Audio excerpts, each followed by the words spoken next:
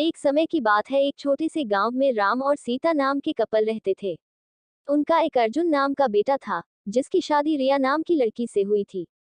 राम और सीता कड़ी मेहनत करते थे और अपने बुढ़ापे के लिए पैसे बचाते।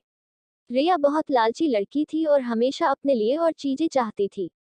जैसे जैसे साल बीतता गया, रिया का लालच और बढ़ता गया। वह अपने पास रखे चीजों से कभी संतुष्ट नहीं रहती थी।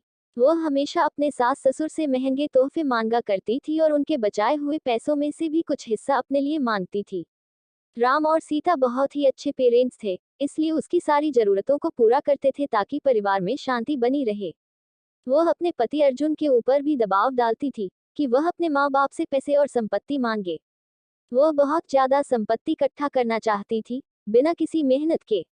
एक दिन राम और सीता ने यह फैसला लिया कि वह रिया को सबक सिखाएंगे। वह उसे बुलाते हैं और बोलते हैं कि बेटा, हमें तुमसे कुछ जरूरी बातें करनी है। हमने यह फैसला लिया है कि हम अपनी जायदाद का कुछ हिस्सा अपने बच्चों में बांटेंगे और उसका कुछ हिस्सा तुम्हें भी देना चाहते हैं। रिया खुशी से झूम उठती है क्योंकि वह हमेशा से यही चाहती थी। लेकिन राम और सीता के मन में कुछ और ही चल रहा था।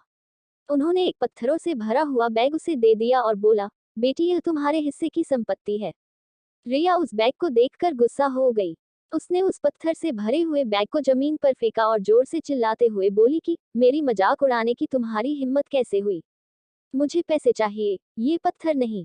उद्धरण चिन्ह। राम और सीता ने शांत तरीके से उसे समझाया और बोले, रिया, सच्ची संपत्ति सिर्फ पैसे और चीजों के बारे में नहीं है। यह प्यार, दया और जो कुछ भी तुम्हारे पास है, उसके लिए आभारी होने के बारे में है। हमने हमेशा तुमसे प्यार किया है और तुम्हारी देखभाल की है, और यह पैसों से भी अधिक कीमती है।